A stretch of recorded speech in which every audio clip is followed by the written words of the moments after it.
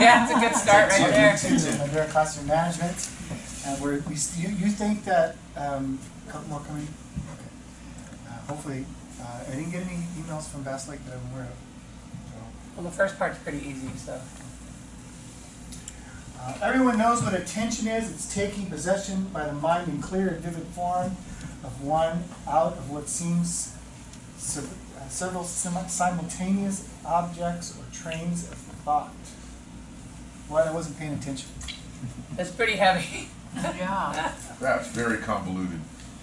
It is, but he's supposed to be smart. Yeah, that's right here. So, yeah, ignore that and let's just go to this. They did a study and said that I have to see this. the average attention span has decreased from 12 seconds to 8 in 2017. Wow. Wow. When iPhones were invented. Oh, pretty much. There's a whole argument about that. Here's what's sad. That's less than a goldfish's memory. Oh! Goldfish Yeah, has got more goldfish is gigabytes. 9 seconds. All right. Wow. Now, It's a cute goldfish, too. the thing about the Microsoft study is it's a little skewed. It's measuring one kind of attention span. I think it's visual.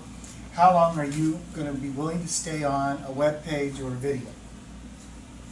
You've got about 2 seconds, right? Now, that isn't really, we defined attention span as being able to focus on something for more than 8 seconds, okay? So can you sit, how many of you could read a book for an hour, unless you had to pee? Right? Taking breaks. So You I might can as well sit give me down. No Ambien. more over Now, it 50 depends on jokes. what book it is. If it's a textbook Oh. from college on the learning theory, I might be able to read 5 minutes. Right. But I just finished Tom Clancy's latest book, and it was 1,500 pages, What was it called? and it's on my iPad. And there was a picture of a jet on the front cover, and it had something about flight in the Jack Ryan and Jack Ryan Jr. His son Oh, is my a dad was just spy, talking about that. right? So Jack Ryan is the president. The ones that you're seeing on Amazon, okay, right? That Jack Right. Ryan, he's now the president of the United Okay. States.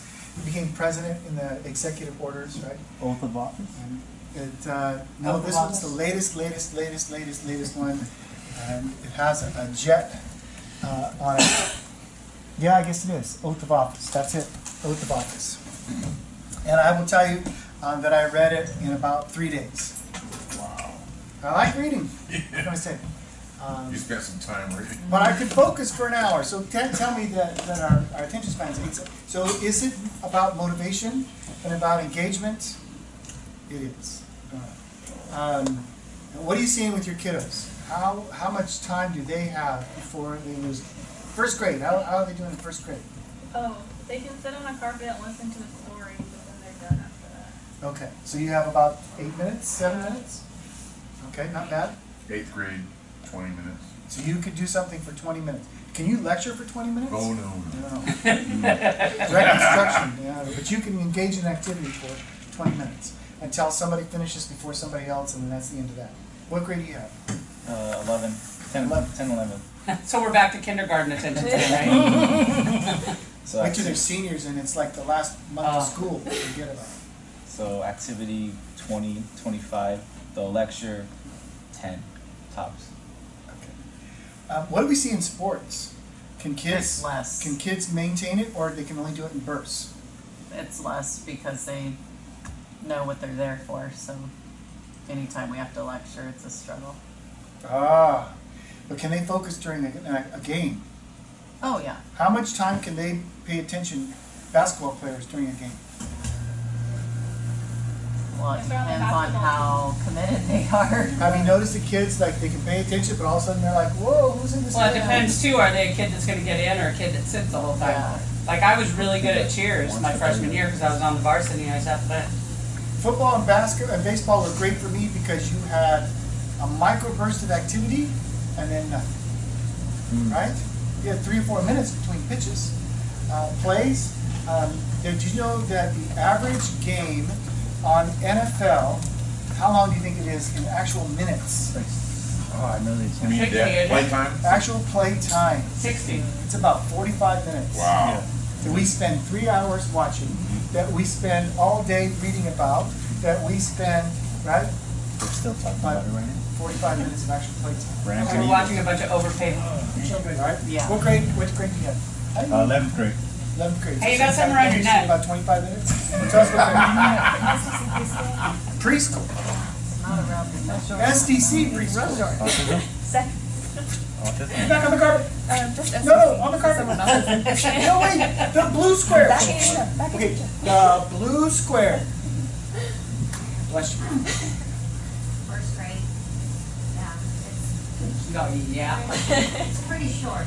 Yeah. I can't even give you a time frame. It really depends on if they're engaged in the story that I'm reading, or if the person next to them is looking around and they're looking to see what they're looking at.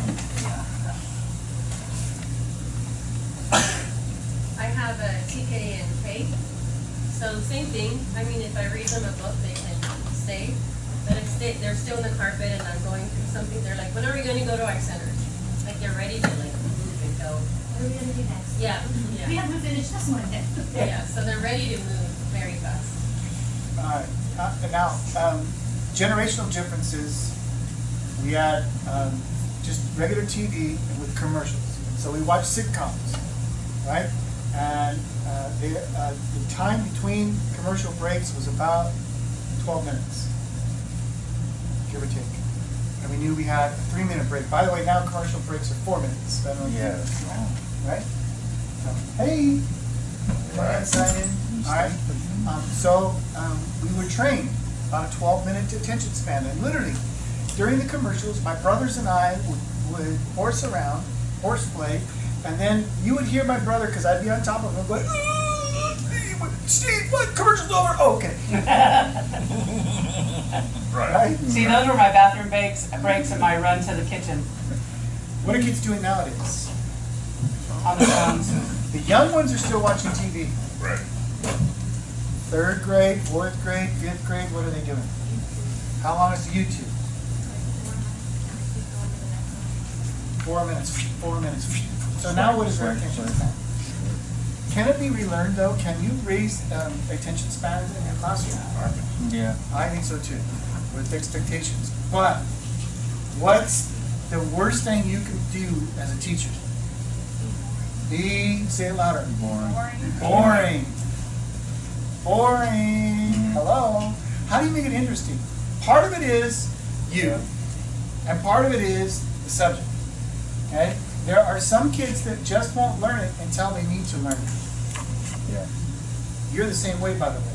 Let's talk about classroom management. You didn't learn that as well in your preliminary classes because you didn't need it yet. And now you do, so you're like, oh, what do I do? Let's go back to stuff you're reading, come to our class, give us a talk, come and visit about it. And you have a tendency as humans, we learn what we need for the moment versus, well, I'm going to need this in 4 years. I don't care, right? Okay, math teachers, anyone in the house teaching math? All right, elementary, you teaching math at the upper levels?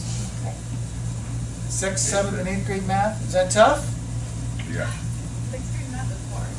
6th grade math is hard. Teachers go, I'm not teaching 6th grade. No, I know, that's pre-algebra, forget it. Try algebra.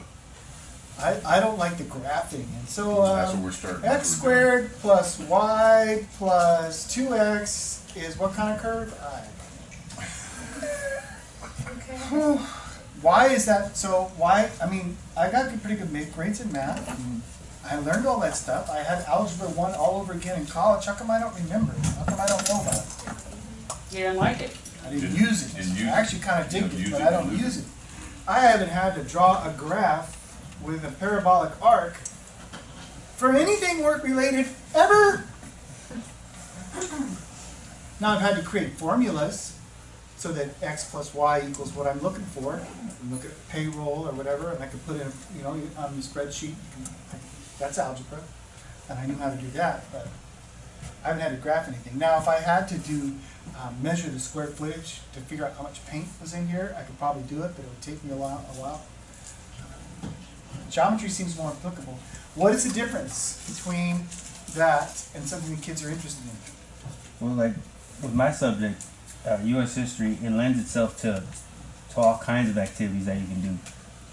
So I've always wanted to watch, like maybe go visit your class, because I'm always thinking, like in my class, you can get crazy storytell related to the kids. When we're talking about math and chemistry, I think that's where teachers, like, you really have to be innovative, because the kids, to get the kids into that, I would find extremely difficult. I've always wanted to visit a classroom though to where the kids are like super engaged in it, and it has a lot to do with the teacher. The only reason I liked history was because Mr. Hinton, right?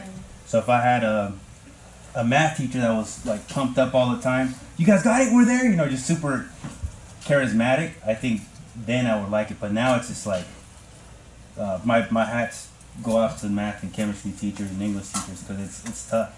English is easy to do that. Really? Yeah, but math and chemistry would be Math hard. and chemistry So, are? here's one of the things I wish, if I had the power, I wish that we were less departmentalized and more homogeneous.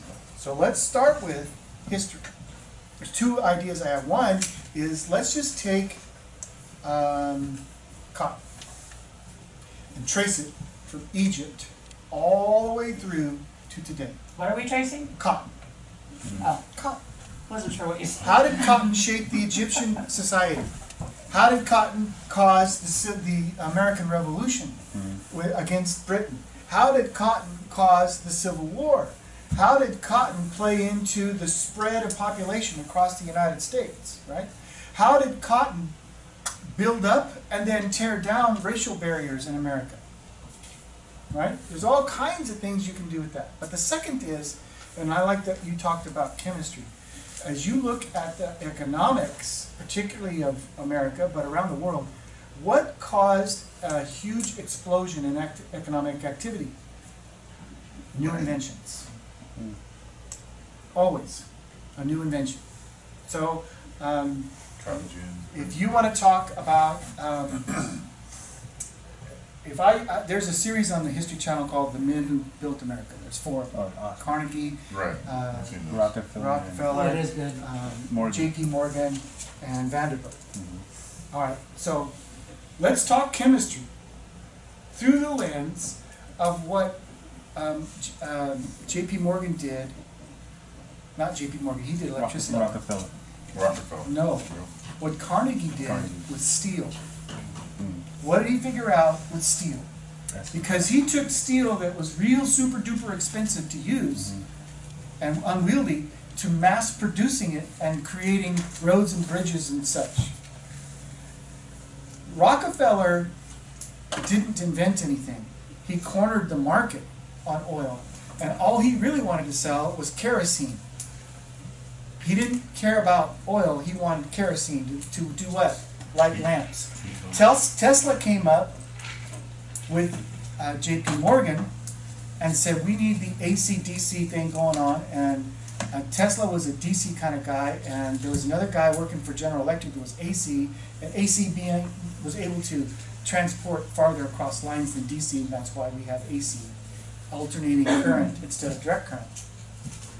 Tesla, though, was the one that invented that, put electricity and lights in everyone's houses, made J.P. Morgan a billionaire. Rockefeller didn't invent anything.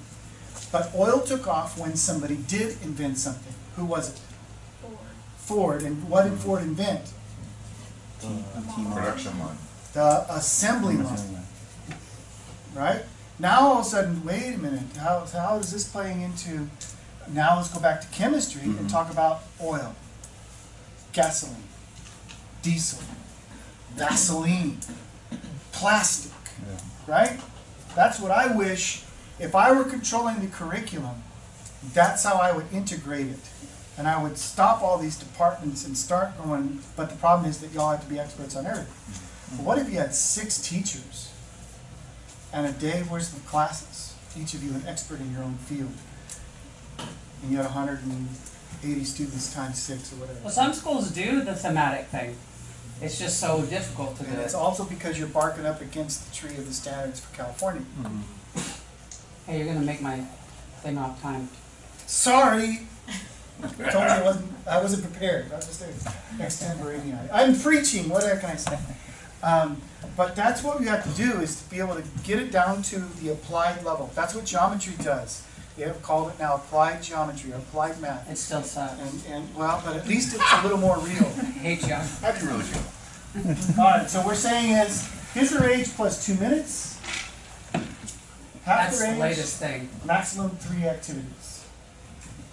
I put all the philosophies up there that are out right now.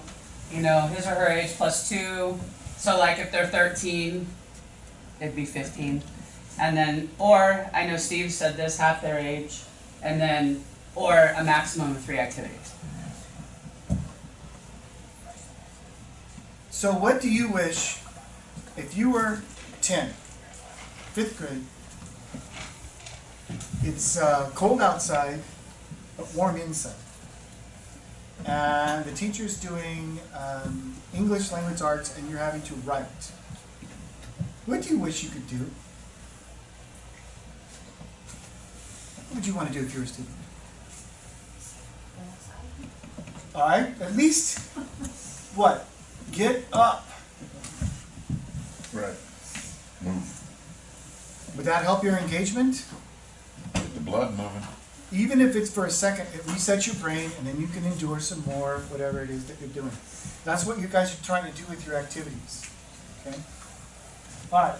Other contributions to attention blocking. Too much downtime, locating resources, transitions, always using the same materials or presenting in the same manner. Get tired of looking at PowerPoints? Death by PowerPoint? Right? Graphic organizers, notes. Always getting your students to work in the same pairs or groups. Sticking too rigidly to time limits. Too much time spent on class feedback. What does that mean? What do you think of that? Trying to get some feedback from the kids. But what happens inevitably is what? One person dominates. Right. The same students answer everything all the time. Getting stuck with one group of students when you are trying to monitor the whole class. Okay? All right. And pacing is the skill of creating a perception that a class is moving at just the right speed for the students. One of the things I asked a teacher that was really struggling with pacing to do was script, with her academic coach, was to script a 20-minute ELD lesson. English language development lesson. To script it. In 2 minutes I'll do this, in 3 minutes I'll do that, in 1 minute I'll do that. Because I needed for her to feel how fast this really was going. Because she was taking a 3-minute activity and making it into 20. I'm not exaggerating. Oh. And you could tell, kids were like, beating a dead horse. Well, the other thing with this is it's the right speed for them, not for us. So if we feel like it takes 20 minutes, but you realize your kids are tuned out at 5, it's time to change something. Be flexible on that, and that's what it meant by not being too rigid on your time limits. All right, I'm going to give this to Jenny. Let her carry on. Because he's afraid he's going to keep talking. And So, instruction that goes And I'll too be right back. slowly, you know what happens. The kids get bored. We just said that. They're bored. They start getting squirrely. They're going to cause problems for us. Instruction that moves too quickly equals discouraged and frustrated students. And that's my picture of somebody. I assume she's frustrated. I couldn't tell, but She's fighting to get out of a plastic bag. that's exactly it. So, in regards to your pacing, you need to ask yourself these 2 questions. Do I need to pick up the pace to maintain their attention, or do I need to slow down, whichever you might be?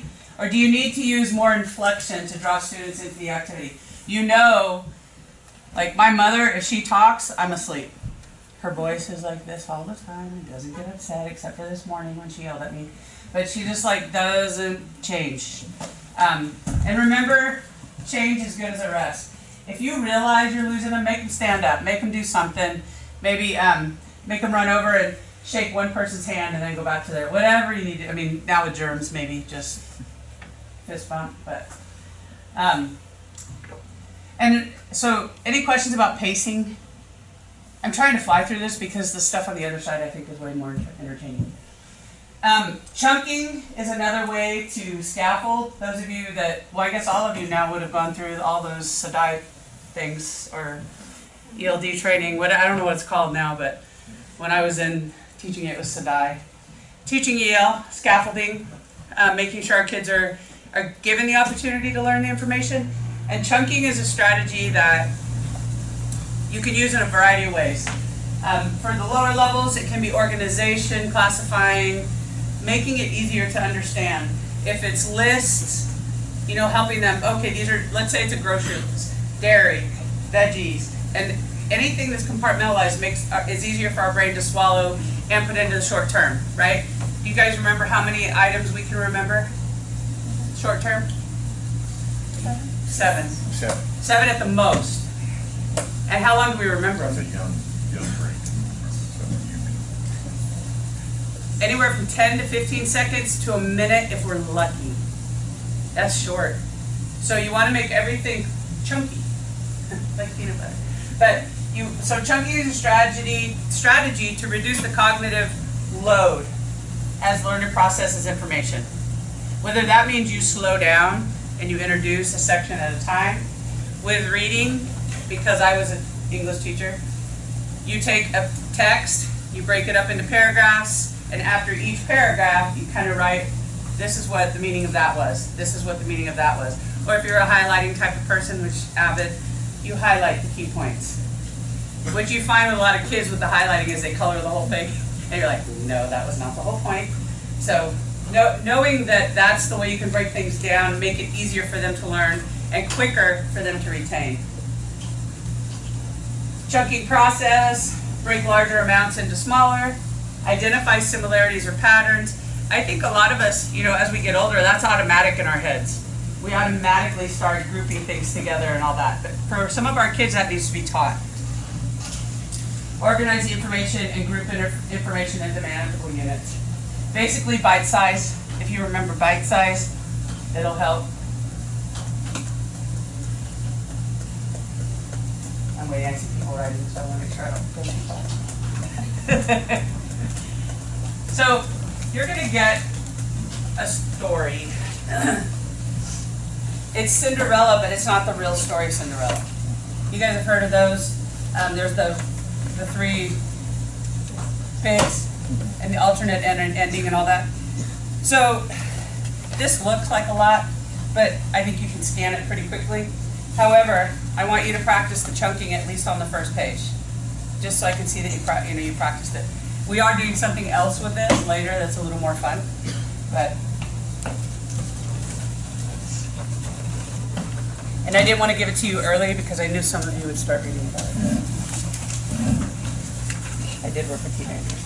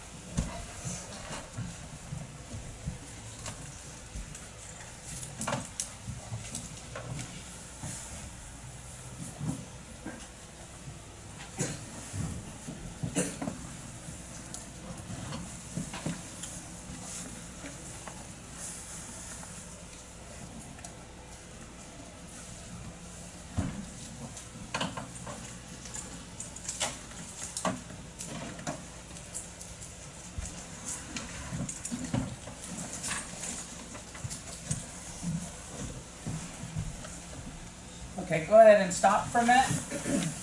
So, did you guys number them?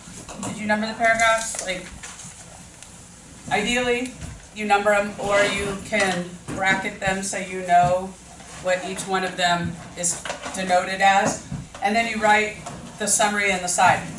We are not going to talk about this yet because you're going to do something with it after break. We're going to go to break now for, I don't know, 10. And so if you want to finish reading it or run to the bathroom, whatever it is you need to do, let's take 10.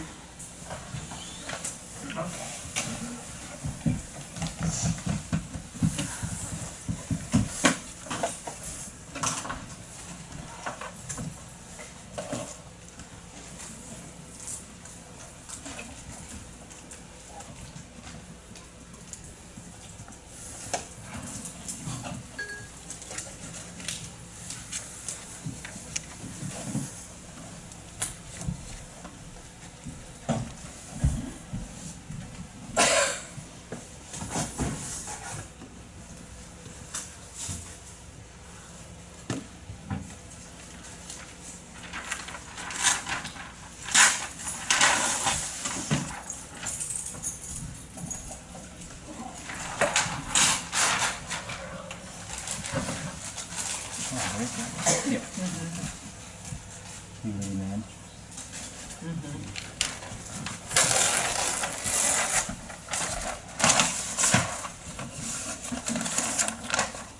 Sorry. Right here.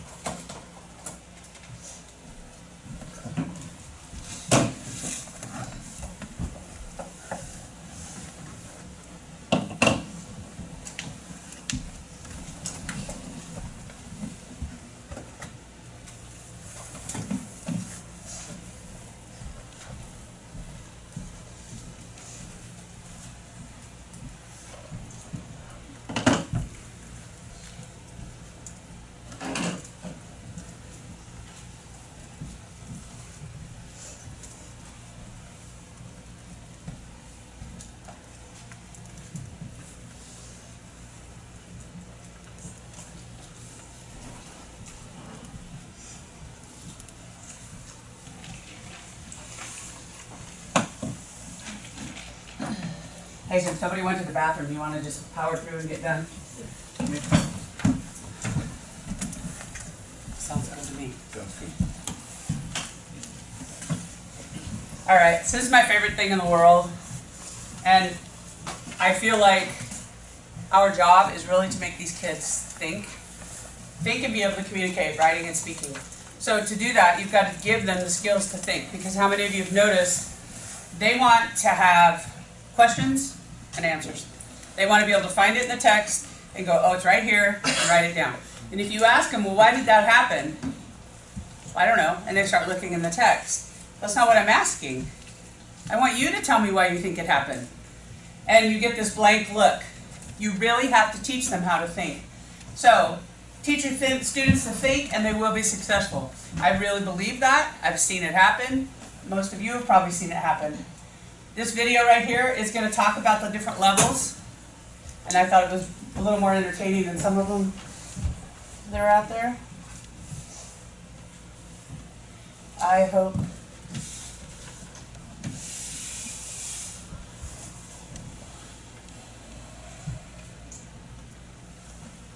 Okay, of course, he doesn't have the speaker. Sound. Oh well, you can read it.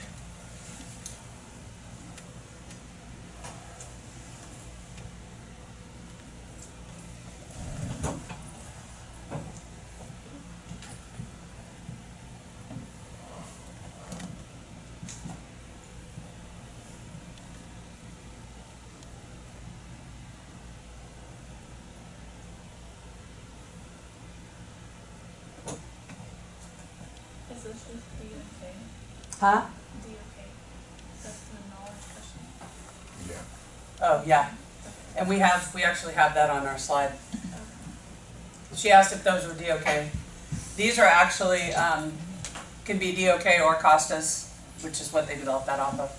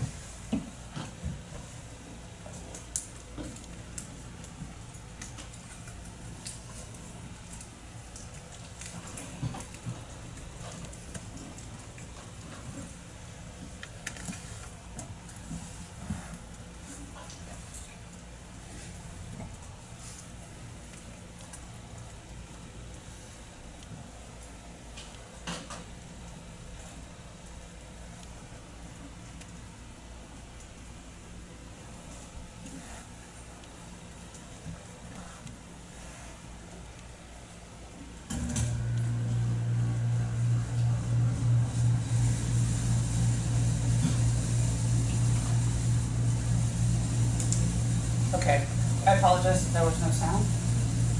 I mean, I could have sang for you, but that probably wouldn't have disturbed you.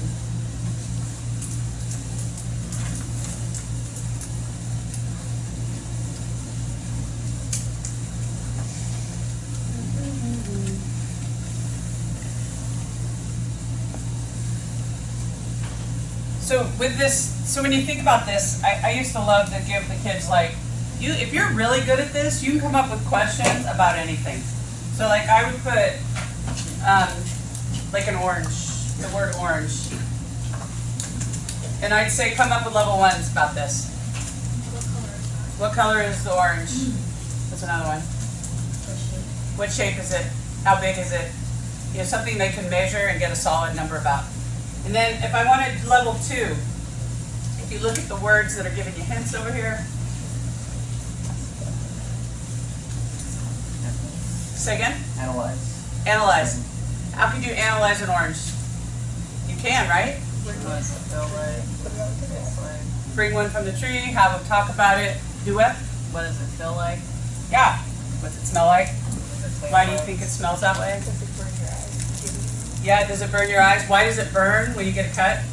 That might be more level 3, but this, I mean, and this is just off a word, right? Keep this in mind. We're not talking about a text, we're not talking about a question. And then level 3, a little harder, and you won't have a lot of your kids doing this frequently. And when they do, you should probably get really excited because most of them are so geared towards level 1s. If they spit out a level 3, it's time for a party. So how can you tie the orange to real life, the real world? They're ripe in the wintertime, right when you're thinking about an orange is how much And why is that? God makes something. But why? See, that's what I would say. Give me a reason why.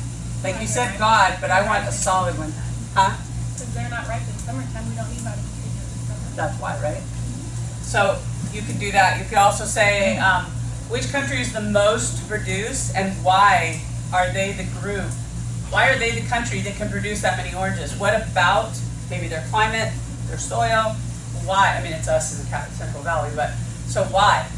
Or maybe why do oranges, first of all, how much do we impact the other countries with our oranges?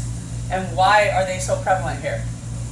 These are all reasons that they have to be like, I mean, prevalent, you could say, you know, well, we've always grown them here. This is one of our main crops. That could be a level 1 or maybe even a 2.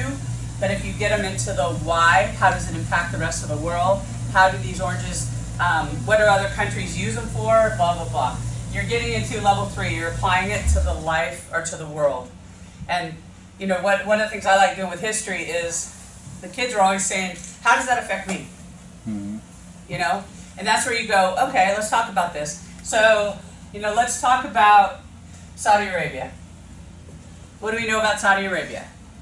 And if you've been studying cultures, maybe the kids spit out, you know, primary religion, primary this. This is all level 1. And then you take them to the next level and you go, okay, So why do you think women there are allowed to go to school, or tell them women are allowed to go to school? Why are they allowed to go to school there but not in any of the countries around them? Conversation, definitely. Okay, then you say, okay, so what are their main crops? Level 1. Do we get any of those? Or any of their exports? Do we get any of them? Right, oil. Okay, how is that important to us? They talk about that. You're having, I mean, just off of one country, you can have conversations for an entire class, and you can mix it up. You don't have to have them sitting there, you know, going into his days. And you'll see how we're going to do that in a minute. But this Costa's level of inquiry, and we do also have the, what's it called? KOD? DOK? DOK. Yeah, depth of knowledge. We have that on here too, but this is what I taught, so this is why I'm telling you. At the bottom, it's gathering information. And my guideline was, if you can see it in text, it's a level 1. Okay, level 2, you're taking it and you're taking it to the next level. You're thinking deeper, the why.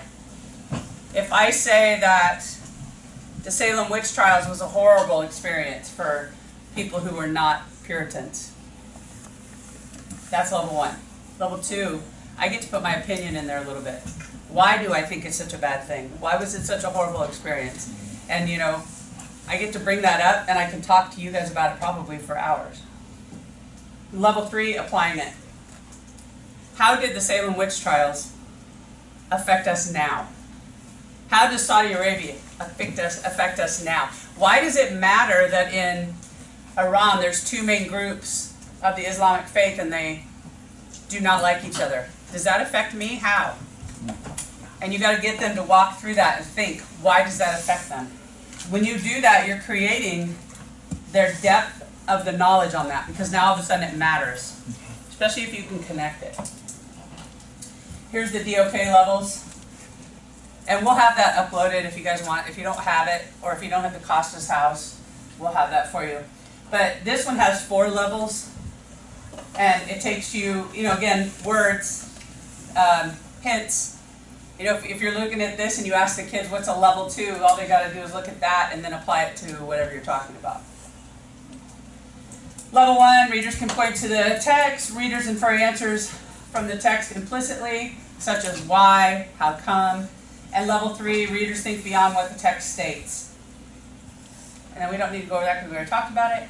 So here's what you're going to do. We're flying too. With this little poem, fairy tale that you have, I want you guys as a group to come up with 2 questions per level. So 2 questions level 1, 2 questions level 2, questions level 3.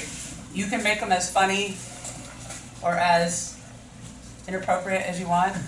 If you make Steve blush, you get extra points. That's kind of my goal every day that we're in here, is to try to make him embarrassed. Because he's Mr. Goody Good and I'm not. So, and that's on camera. 2 questions for each of the Costa's levels, and then pick a victim to stand up and they're going to share it with us. Or I might stretch it out and just have us do the merry-go-round, walk around. Walkabout. So if you want to hang it up, then we'll do that. Okay? All right, go to it.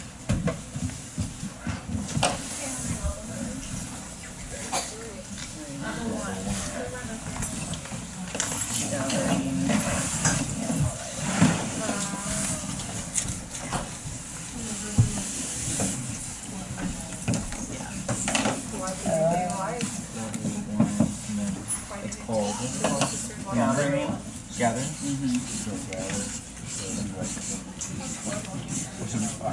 The label it gather? Yeah. So.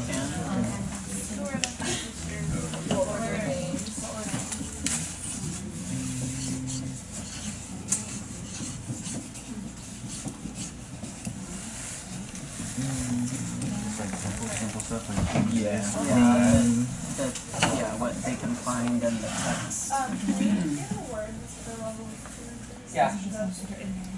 I was trying to be clever. That's It's the name of the husband that got married when that passed. Who was the girl that the shoot did? Right? Would that be level 1?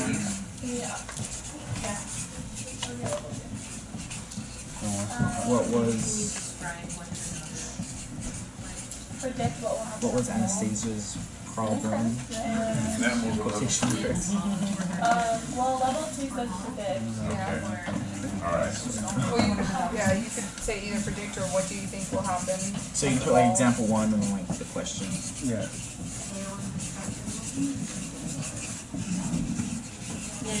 Yeah. What question you guys want? You could put food industry and show following logo of your per heart too. Cause and effect. Give a heart to? In this story, does she leave before midnight? She leaves out midnight. Like a news story. Give her a Yeah, heart so to? then, so what was the result of her waiting to leave until midnight? Okay, so what was the reason? Two older one. Or, oh, we didn't go, because you said cause and effect. So because she waited to leave till midnight. Yes, ma'am. Yeah. 3 levels. Yeah. Yeah. But She just asked me to put that up. No, we have to do 2 for each level. Yeah. Actually, and 4 would probably incorporate it into 3 on this far as Costas goes. Who did? Who's what? They probably went off Glass. balloons. Maybe. I mean, they're similar, and I felt like balloons 6 levels were pushed into 3 for Costas. Compare, It's hard to read. analyze, Is it just like that or is it? 13. No, sorry. Processing. That's why, like, when he said, how many of you read? And I'm like, it's too much trouble for me to read. I do until my eyes get blurry and then it's... See, if I can't read, I can't see with my reading glasses, and Why, like, even if I close my eyes, it's changed and then it's yeah, when you read it online? Compare, gosh, you that could do must have been that, fun. or if they were reading another story, you could say, compare Then I look up for my book. the plot and outcome Yeah. of Cinderella to Beauty and the Beast. That's terrible. Processing the water. Have you seen that commercial where the girl's doing something for Christmas, getting dinner ready, and her parents message her and say, and they're in like Christmas sweaters, and she goes, "Oh, are you going to an ugly sweater party?" And her parents go, Why did the prince have the ball? Yeah. so I was gonna ask you, is it an ugly sweater party? Yeah. To another story we've read. There you go, there you go. Tells them in there. My school did, Tells them in there? The hierarchy is more, it's not Oh, questions, cute. it's like, Statements, What have like you do done? this, Right. do that, not Right. what. not what is. That's okay. That's Why not? perfect. What color is I mean, I would feel like there was something sticking out further in my boob than probably run into things. So that you can find that in the check. like my kids are drowning me all day. Right? Hypothesis. Trying to take it. Never stayed. Hypothesize why the British Mom. How Or about, hypothesize how Cinderella and Prince ending. Charming? I think he's the only How two. Prince Charming and Cinderella beginning? See, I Yeah. was actually Only thinking one here, but hypothesize he's the one what that her has to future run would and have take been like place. if this book His had dad's not not well either. Sure, that's good. Oh, he did? They must not live around here, or they're not very participatory. I like that one too, but Yeah, if the shoe didn't fit. Hypothesize what would happen. Yeah. what would happen to Cinderella if the shoe did not fit? Yeah. Gay or something. You know, wearing a glass slipper, it ain't gonna fit the same every time. Why did is it the evil? Who told the story? The mom. The mom. So why did the mom ever change of heart at the end?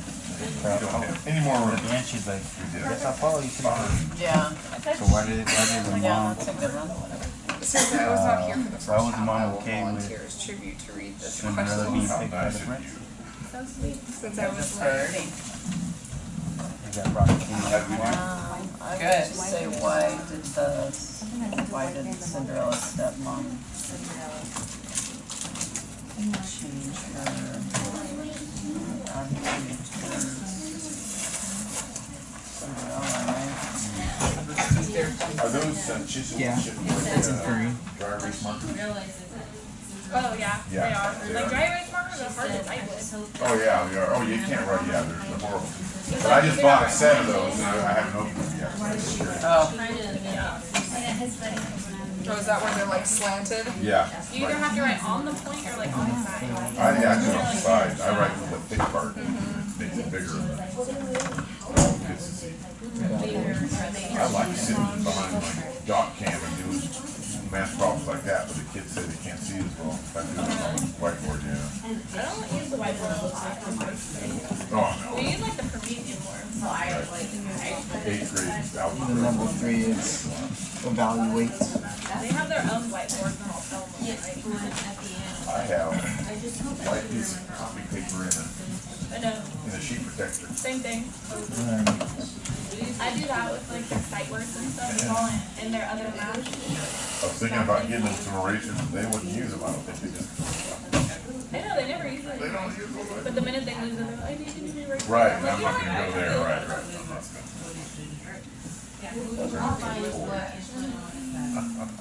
Might never put their cap on all the way, Oh, so they're constantly drying little out. ones, that's the worst, you're I'm right. like, I don't have 20 extra pins, you guys. If you lose it, then you don't get to do it anymore. We know. I bought 36 blue dry off-brand on Amazon. Okay. They're way cheaper than, Yeah, name brand. I give the kids the off-brand ones, but I don't like using them. Yeah, they're not as good as the Expos better. Yeah, that would be the main idea. I was, things like that and toothpaste, it's just a lot of really cheap chemicals. Yeah. It costs like 2 cents in China. But it's a monopoly. What would have happened if, like, the glass slipper that the prince had would have been broke or something like that. And he wasn't able to take it around to find it. Every morning when I wake up and after work, I'm just curious to see what new and exciting things are going on. This is open. Who got fired, who's under indictment? It's Am I supposed to be reading the applying, same- so it's supposed to be applying. We're trying to implement that texting law now, retroactively for everything you've done in the past. Like, you cannot tax She would have stepped up and said, hey. You can't tax, you can't tax someone on something they're already being taxed on. Right. You already pay a tax for your cell phone and text message. What are they talking about, John? They were talking about taxing each text message that you send. I'll start In an calling effort everybody. to slow it? To increase revenue. Start calling everybody. But the federal, it was on a state level, but the federal government already taxes you for. The federal government said no. Right. You can't do that.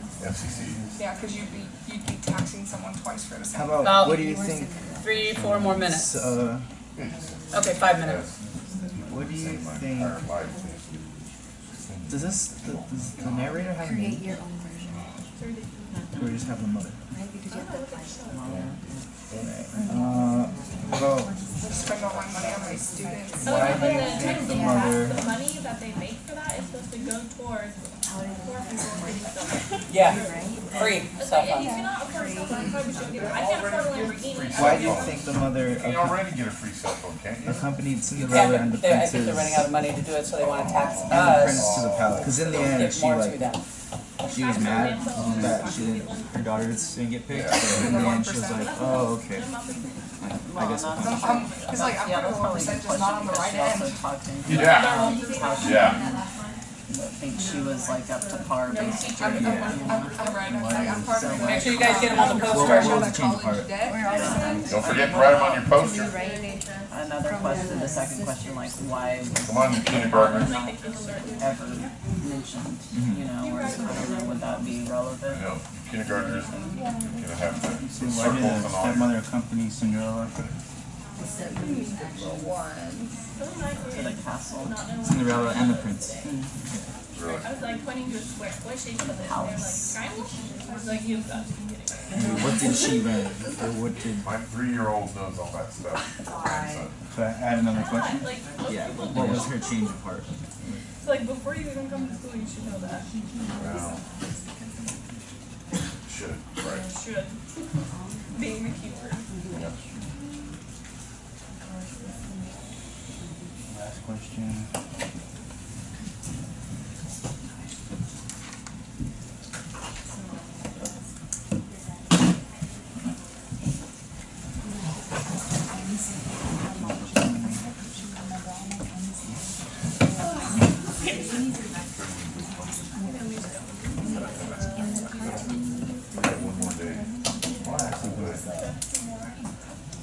How come the high school's half day and you guys have full day? Question like, is she not eating, is she, We do our own thing.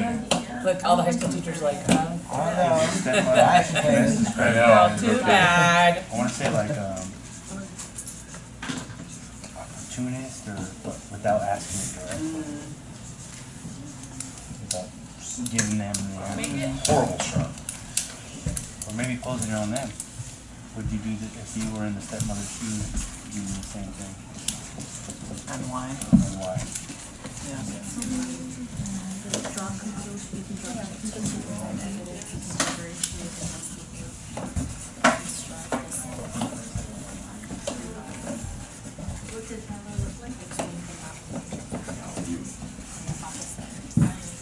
You were the stepmother. He's intrigued with the marker. After, would you have done the same? After? After the slipper? Before? Because then. Got about 3 Finally got our Office Depot ordered. at the end of the semester. Mr. A, Yes. you got your Home Depot, I mean, your Office Depot at the end of the semester? I applied for it like in September and it just came a week ago. That's nice. Smart. At least you'll have it for next semester. That's kind of the way I feel about my para that I just got this time. It's hard. I know why students struggle with it. In August, and they finally filled the position today. I was like, oh my gosh, hey. Right, 3 days before we're done? Yeah. Nice. Like right when everyone's getting ready to have parties. Would you Right? have Yeah. Would you And have like they'll have fun helping the kids at their parties. Would you have done the same? You're all nice timing. Why or why not? You said, you know, because you're new, you need to bring a very good casserole. Get some thinking what they would do. Yeah. Putting them Because in. Miss Young is stressed, we're doing hot cocoa and popcorn. Nice. It's the theme. She needs stress food. I stressed at 8 before I got here. So. Right? It was terrible for me, but it was so good. Was the second part, why or why I not? was mad at my Yeah, mother, why? so it tasted really good. In a small way to try and cope with not eating all the time during winter break, I've gone and emptied my money into a pit called Adopting a Dog. Nice. So I have a puppy at home that This one is right here.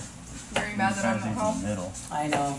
So I have where 8. do the prints have the And they're box? always It's mad. kind of directly there. I have 2 now. But it I just says that he I was. only have one, he's 13, That's so sweet. and so You brought a puppy home? I brought a 3-month-old puppy who he's I'm sure he loves you. I'm sure he's plotting your death right now. Oh, he does though, but he loves it because when my mom is holding Yeah, the why did you puppy, need it, Brian?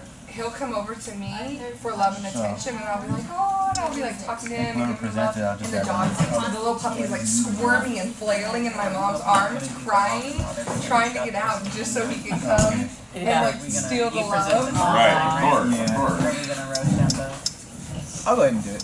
Playing off each other. I'll take one for the team. Pop it on a wall somewhere. Is that my forte? He's overachieving second, high school teacher, secondary teacher. You don't hear those words often together, especially from junior high teachers. They don't usually say that we're the overachievers at the high school. Wow.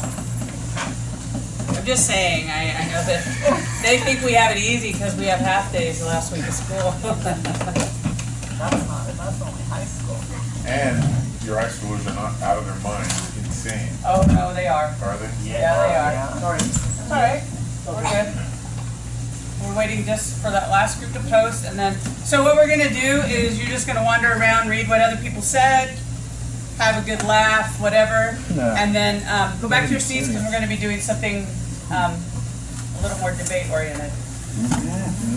Yeah. So, go ahead, get up. And walk around. Socratic seminar, all right. Yeah, I do You have to have know. one person stand. Yeah, one person from the group stand there and share it out to the people that walk around. Alright. So, on the first level, So level we one have is who are the three sisters, gather information or we and call what it we're doing. so Pretty basic, but question right that now. level. The second level. No, I'm fine. What happened at the ball. I know, I'm like, what are you gonna And you have to repeat it every, how many different times? And then what was the effect of her leaving at midnight? And this was along the lines of, she waited to leave at midnight on her way home, carriage turned into a pumpkin kind of a deal. Why does he Everything started to go back why to does normal. Cinderella step mom? And then, compare the moral of the story to another fairy tale that you read, and pick out what would have happened to Cinderella. Level 2, why did the mom write These are pretty basic. These are the word near me? Why does the stepmother Cinderella? And level 3, Cinderella and the what would a prince story in the look like in castle. today's society? What was her shape? If you were Cinderella, would you be Why a did the chef? stepmother I just said feel from her Stars are there with name. That's why did the mom and but have a chance to put themselves in the stepmother's shoes. So if you were the stepmother, would you have accompanied Cinderella? Funny how we all kind of have to. Why? big time. Story. Put them in the story and think about it. Yeah, just the kind of basic. Something you can easily find within the story. We Kids ate all the beat up good on you stuff. today? Yeah. I know. Alright. Hello. Please. Sorry. She's eating candy. For level 1, how many daughters are there, and what are the daughters' names? Oh, really good. That's pretty direct. Level 2, why did the mom let her daughters strip Cinderella's dress? So we had Using context clues, what do you think the word near means in night? first one was gather. What do you think the Call story them. would look in today's society? Basic context. Cinderella So would did do. Anastasia give them her Plans over vacation. I like that. Another one where if you were, yeah, good idea. Very nice. Before January 1st. That's good. Oh my gosh. It's gonna be two. Why did the prince? Oh wow.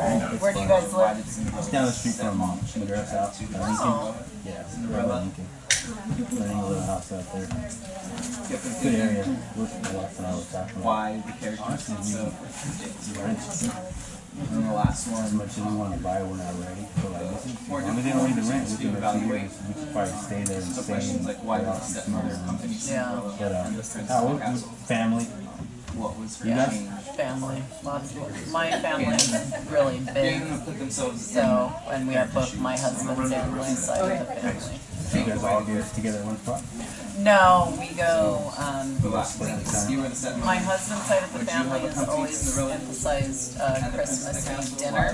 So we'll always get with his family for Christmas Eve dinner, and then my family's big on Christmas Day. Like, so my family's from the south, so we do a lot of cooking and everything from scratch. So we all actually move into my grandma's house like the week before Christmas, Here? and she lives in Mendota. Oh, nice. Yeah, so then we're there all that whole week together. Yeah, makes it fun. We have to battle because her family does it Christmas Eve, my family does it Christmas. So this year we did Thanksgiving at my grandma's. So I'm like, your choice. You can go yours first. We used to flip-flop years when our kids were their kids' age. Yeah, it makes it too hard when you have to go to both places because then you're not enjoying it, you know. So we would hit one Christmas, we would do one Thanksgiving and then one Christmas and then That's what we're doing. flip the next year. But then we got to where they just like Christmas Eve bigger at his family, so it made Stay it up till midnight? easier to do that.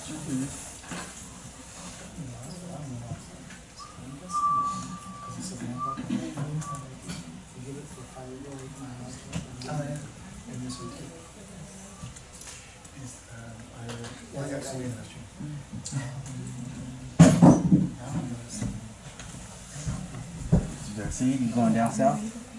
Yep. Thursday. We're down south. LA. We're in LA. And your girlfriend as well? Yeah. She's from down there too? Yeah, we both went to Cal Poly Pomona. That's where we met. Now how'd you end up here? She got accepted to UC Merced for her graduate program. So Some of them I wanted to come up with Does your family trip out and tell them the cost of living up here? That's a little bit, yeah. Yeah, my sister's especially jealous. Yeah. My oldest went and lived in Kansas for her first year of college, and it was like, yeah, shocked I know. for her. I don't know why And then her boyfriend came out with her from Colorado. Is it cheaper in Kansas or more Oh, expensive? yeah. All right, so we're gonna do something a little different. You will need your little Cinderella articles. I think it might be best if you just brought your chairs and huddled around this table. So, how many of you are familiar with Socratic seminars? We just learned about it. Awesome. Yeah. I love them. But I will tell you, the kids have to be trained in how to do it, and we'll talk about that real quick. But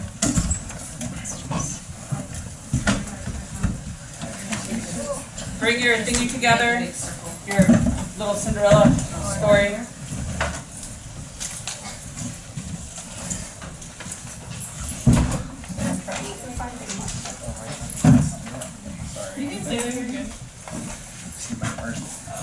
Okay, so in general,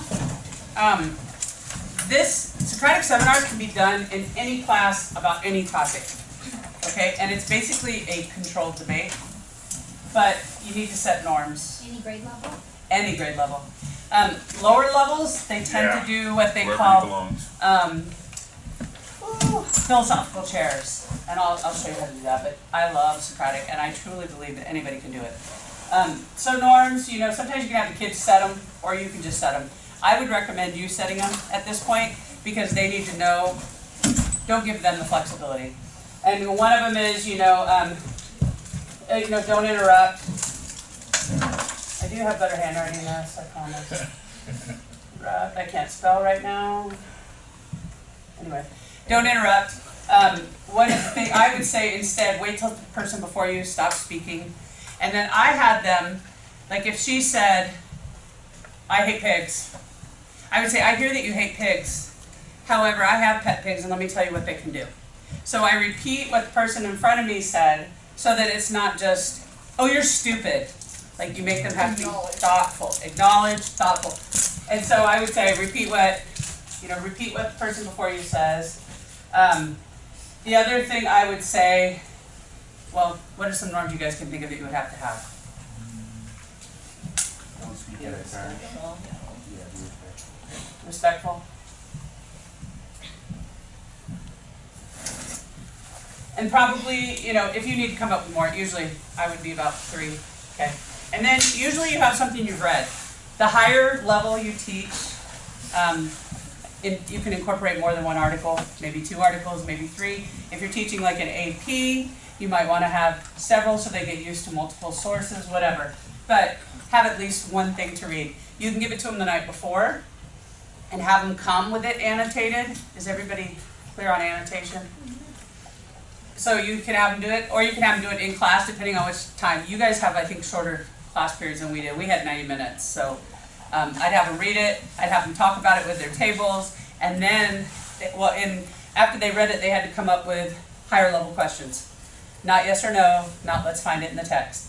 And I'd say I want at least 3 questions, because when you get in the circle, you're going to have to participate. And then they would come to us, and I would either throw a question out to start it, or I'd have one of the kids that tends to talk a lot. I would point them out and say, why don't you start this? Technically, as a teacher, you're not supposed to intervene. You're not supposed to do anything except, and it's hard sometimes, but you're not supposed to do anything unless it gets ugly or somebody isn't following your norms. Does that make sense? That was hard for me because they would start, almost every time we went back to religion, and I'd want to jump in, and you just have to let it go. And some people, I've heard them say that when the topic got off topic, like religion or sex or war, they said, oh, and canceled it. Well, don't.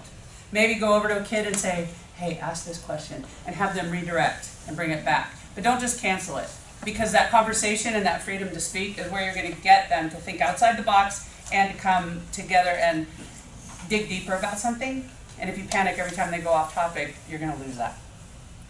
So here's my question to start you, and we're just going to kind of have a model. You guys have questions all around the room. So if you feel like you don't have something to say, you can look at one of those and take it in. But the question is, Cinderella is the perfect example of today's teenager. Not a question, statement. So now, obviously, you're going to have a lot to say about that based on this story.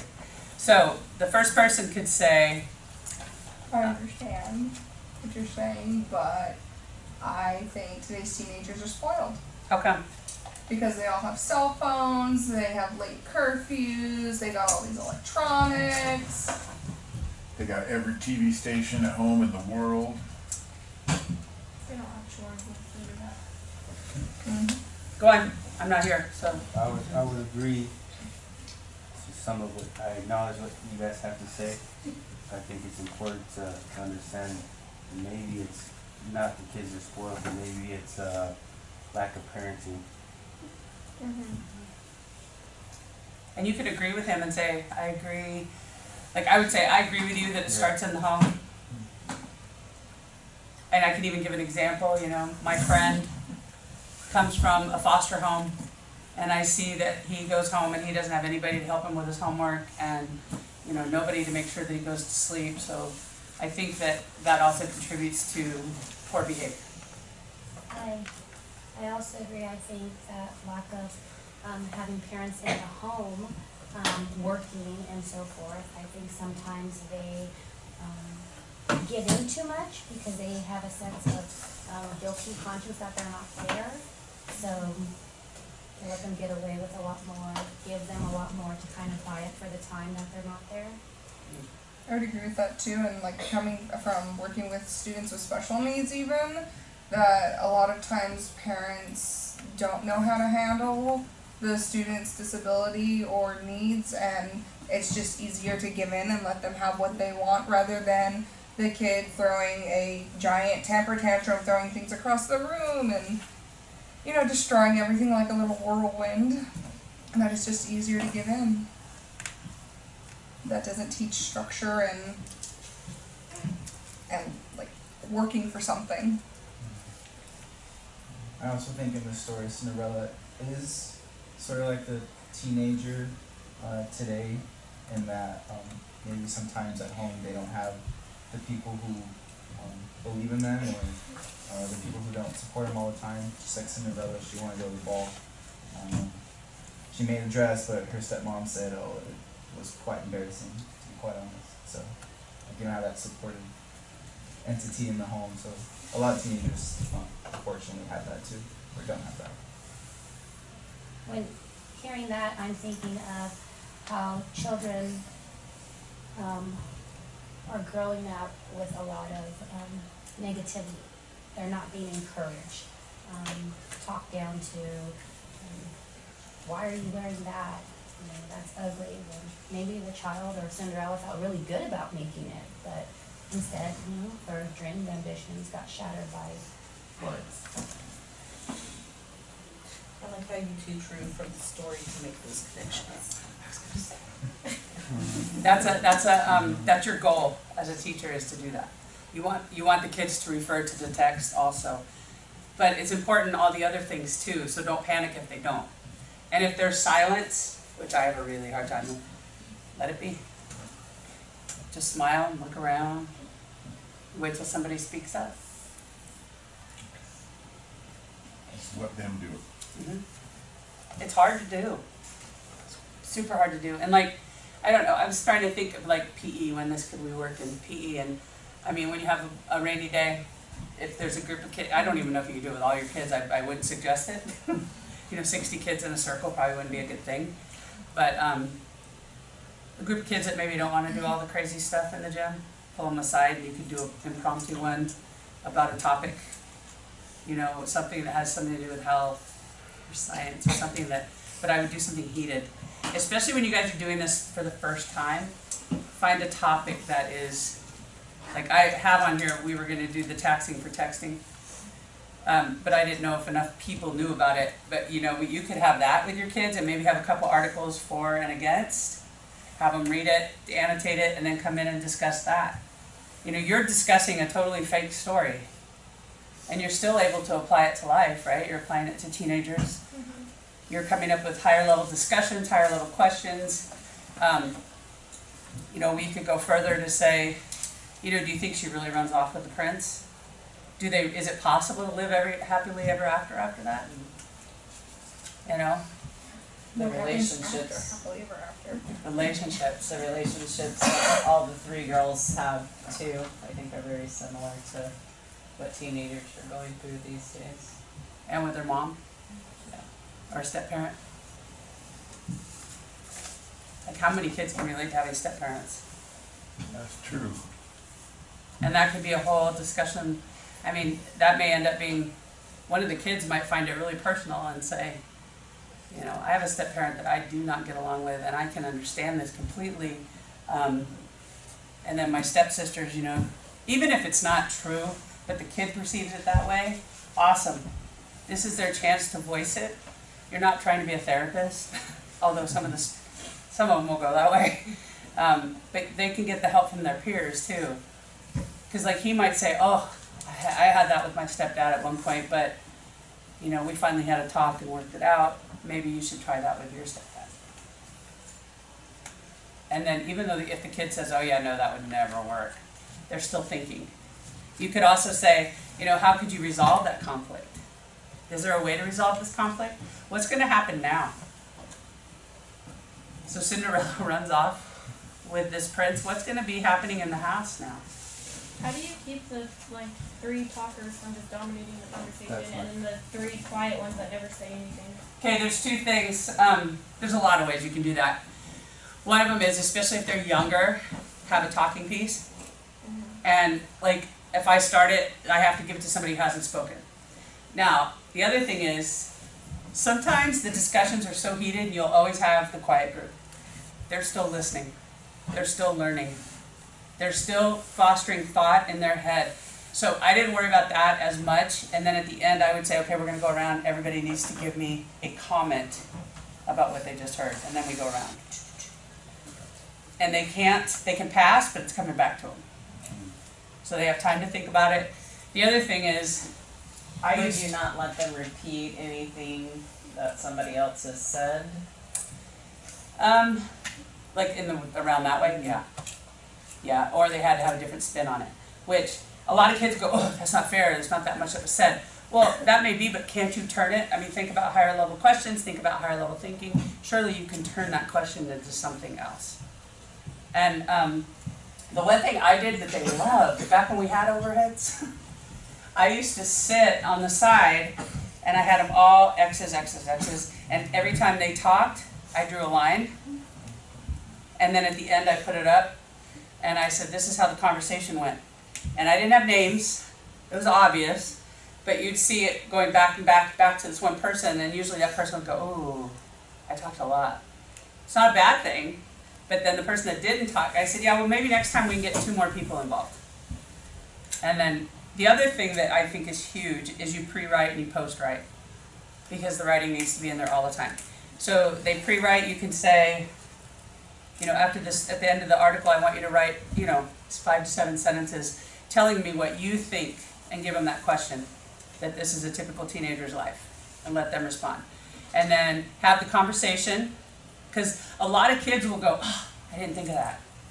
And then when they come back to rewrite their summary, they may have a different opinion on what they said. And then the questions are also a higher level. So you're having them do, I mean, think about one Socratic seminar and all the things it's covering.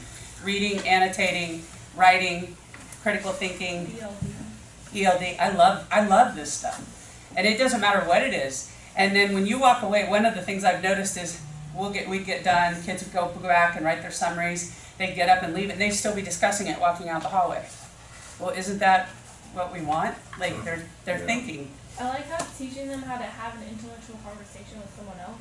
Yes. Like in life, you need to know how to hold a conversation about without saying you're stupid or gay. Yeah, exactly. And communication development for kids who have poor communication yes. skills. Yes. And you, okay, so to protect, for some of the kids, this is terrifying. Actually, for a lot of kids, this is probably terrifying.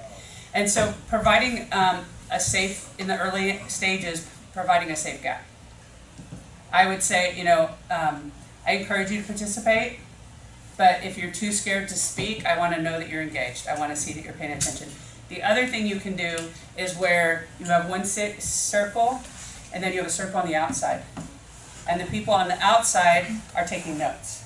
And the people on the inside are having their Socratic seminar. And I, like, let's say I'm behind her. I take notes on what's going on here, but I can also have a checklist. I have them, I can send them to you, of me monitoring her. If she participates, if she's not paying attention, if she's, you know, I can say, oh, she's not speaking a whole lot, but I can tell she's engaged. You know, she contributed by saying she felt that, you know, she said something about step-parents.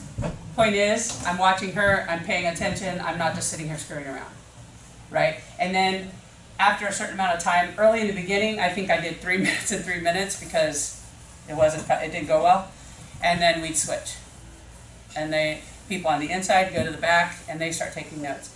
And then again, you've got them engaged, you've got them learning how to take notes, you've got them all busy. I've also done it where I had so many kids and we broke into smaller groups and they had their own, but then you have one that's really quiet and you have one that's really loud inevitably, and then you have to kind of, you know, you're not supposed to intervene, but obviously we have some power to intervene a little bit. The other thing you can do for, particularly for younger kids, I don't know about these pens, but so it's called philosophical chairs, and you have them, you would all get your chairs and we would line up facing each other. So, and then you have a row down here. And you might say, let's say the taxation for texting. And let's say we've read an article or we've talked about it. Let's say we're talking young kids. They're obviously not going to read a Time article, right? So we'll talk about it a little bit. We'll have a little discussion. We'll set the tone. And then maybe have them go into groups and talk to just their friends about it, because what they say to us is obviously very different. So now they've discussed it twice. They might know a little bit more about it. So now you say, okay, I want you to bring your chairs. If you agree with taxing texts, I want you to sit here and face that way. If you disagree, you're going to put your chairs over there and face us. They do that. If you're not sure, which in the beginning you'll probably have a lot of them, you're down here. Now keep in mind that as we discuss this, you are free to pick up your chair and move to whichever side as your opinion is changed. So let's say you're like, ooh, I don't know. But as soon as somebody says, well, think about how much that's going to cost. And are you going to text your family too? And all of a sudden she goes, oh, screw that. She gets up and goes to the against the side. Or what you can do if you want to control it more, you can say, okay, we've talked about this for 2 minutes. If you want to get up now and change your spot, do that. And then you don't have kids getting up in the middle and hitting each other and all that. I was like, whoa, that sounds chaotic for first. Right? So I mean, because I wouldn't like the movement, I would maybe say, we've talked about it for 2 minutes, if you want to get up and change. And then you go, okay, let's talk about it some more. Now here's the rules to that.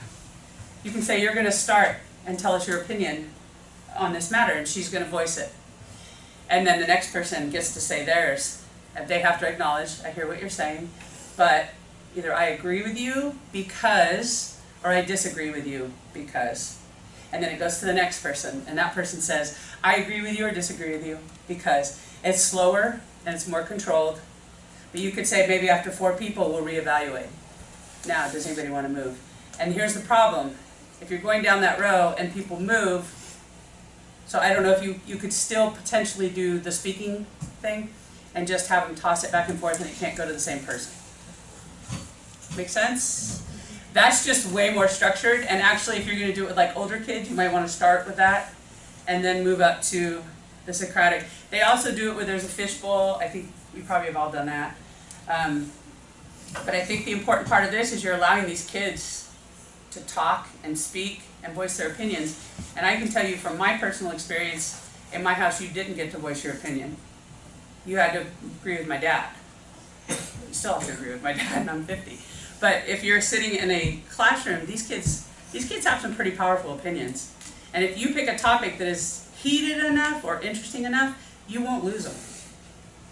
You won't lose them. The other thing you could do for the younger kids is show a video clip. You know? And I don't know, different things you could do. We've done it with art pieces, like pictures of art. What do you think's going on in here? You know, we've done it with, I haven't done it with music, but I'm sure you could. We've done things with, like, I've taken a song and had the lyrics that I thought were powerful. For example, I've never done this, but let's say Queen's Bohemian Rhapsody. Everybody thinks, oh, that's such a cool song. Yeah, but if you read the whole thing, it's about a guy trying to kill himself. And so with teenagers, we could have that conversation, and hypothetically, and it would probably bring up some pretty sharp emotions. I don't know that would be a good choice just because of the emotion, but I'm talking about like Black Eyed Peas. They have some really powerful lyrics too. It doesn't have to be negative all the time, but we would do a lot of when I did it, 9/11 happened. And we did a modified version of it just for debriefing because these kids needed to talk. They didn't really understand what was going on, but they needed to talk.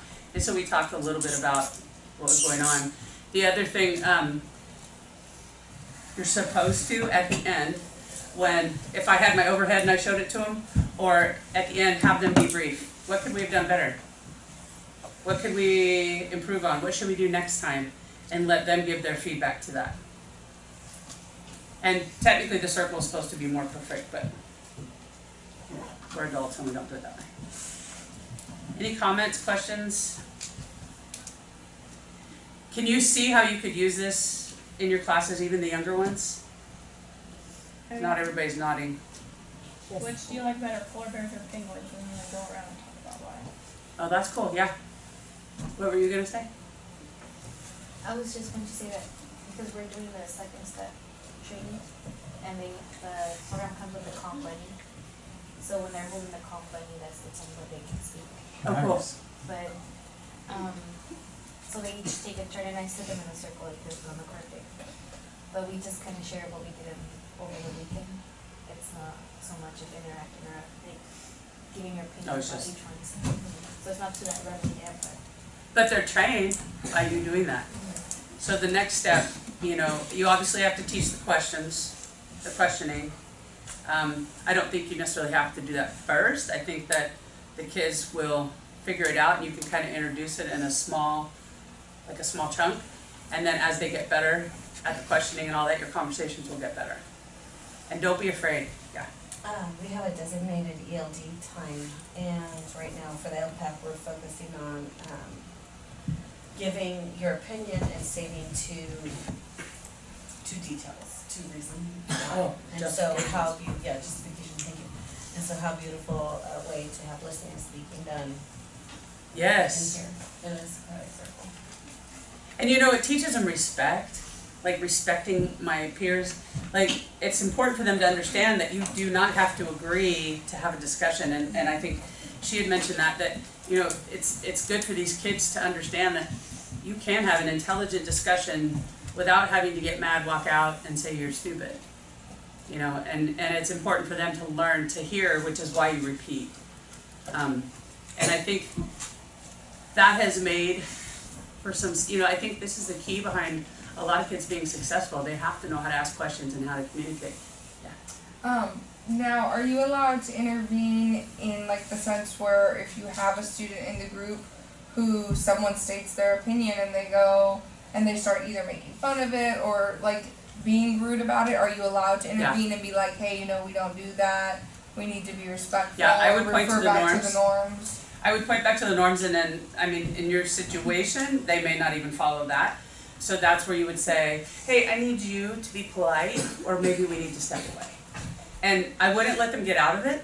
I'd make them stand and take notes or whatever they're capable of doing, whatever their level is. I would make them still be engaged. Yeah, because like I have some kids who have goals where it is like being involved in that academic conversation and being able to pose and answer questions that are asked of them.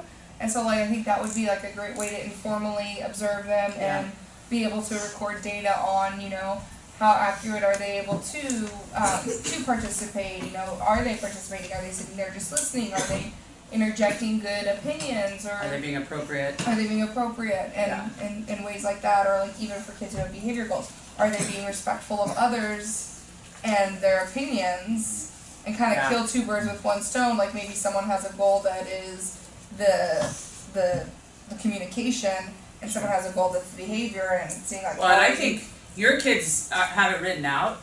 Mhm. I think our regular kids also need that. They need to understand what's appropriate and what's not. And most of them, you know, again, back to a lot of them get yelled at or ignored. They also aren't allowed to express their opinions about things, particularly political things or things that are going on. Their parents may not even know. They may be people that don't want to watch the news. So they don't even know what's going on. So you're educating your kid not only about what's going on, but all those other levels by doing something as simple as this. And does it require? Yes, it requires scaffolding, it requires front loading, it requires, but you can see that if you do that, and those are all different lessons, so you're booking a lot of time. And it doesn't have to be all done in one day, it doesn't have to be all done in 1 week. And I just think it's invaluable to do that and to create that. Steve? I think it's time to go home. Yeah, I think so. So, we didn't do an evaluation, so you No. can't rip us. I think it's time. I know, I said we didn't. Oh, But, I would love, so your homework, it's not up here yet, yes, but, it is. Turn the page. oh. Turn the page. We're so fancy. 3 lesson plans, one showing how you've adjusted pacing or you've planned it out, one showing how you've used chunking, and then when you're using higher level thinking or Socratic seminar, whatever it is you decide to implement. So 3 lesson plans? 3 lesson plans. And then I requested just a short evaluation, it doesn't have to be long. You can say, oh, the Socratic seminar went well, but I can see that I need to work on this, you know, something really short. I just want to share something. When trying something new, because I got a chance to go to the Canadian training last year. Yeah. And what helps me, because I'm like, man, this is going to be awesome trying this. But instead of going straight into academic mode, if you do something like, what's helping my class, because I have a 110 special education class, is we do something that interests them. Yes. So we'll start off like that just to get a gauge of how the kids are going to interact. You can kind of know, okay, this kid's going to be disrespectful, so I need to check this for next time. Just to This kid's gonna